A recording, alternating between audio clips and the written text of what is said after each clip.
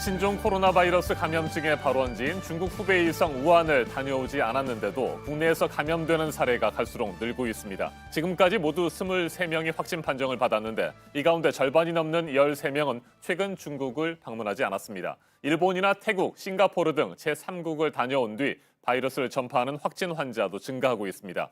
어제 확인된 3명을 비롯해 9명은 국내 환자와 접촉한 2차, 3차 감염자입니다. 지역사회 전파 가능성이 커지고 있습니다.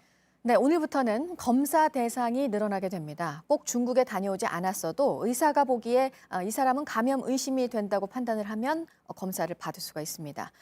중국에 간 적이 없다고 대답을 해서 검사에서 배제가 됐다가 뒤늦게 확진을 받은 환자가 있었죠. 정부가 새로 내놓은 대응책입니다. 첫 소식 이상화 기자입니다.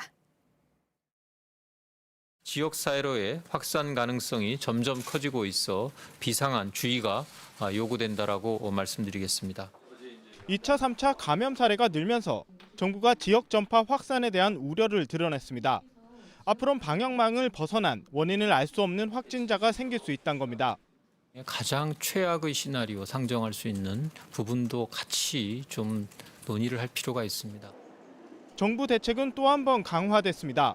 신종 코로나 검사 대상이 내일부터 확대됩니다. 태국과 싱가포르처럼 제3국에서 온 입국자들도 증상이 있으면 이제 의심 환자로 분류되는 겁니다. 원인을 알 수 없는 폐렴인 경우 중국 여행을 다녀온 경우가 아니더라도 의사가 판단해 검사를 받을 수 있게 됩니다. 태국, 싱가포르 등 여행력 등을 고려하여 의사의 소견에 따라 의심되는 자로 확대 변경하여 신종 코로나 검사는 50개의 민간 병원에서도 하도록 했습니다. 지금까지는 전국에서 하루 최대 160명만 진단할 수 있었습니다. 오늘부터는 하루 2,000명까지 가능해집니다. 치료제와 진단제 연구에 10억 원을 긴급 투입하기로 했습니다. JTBC 이상화입니다.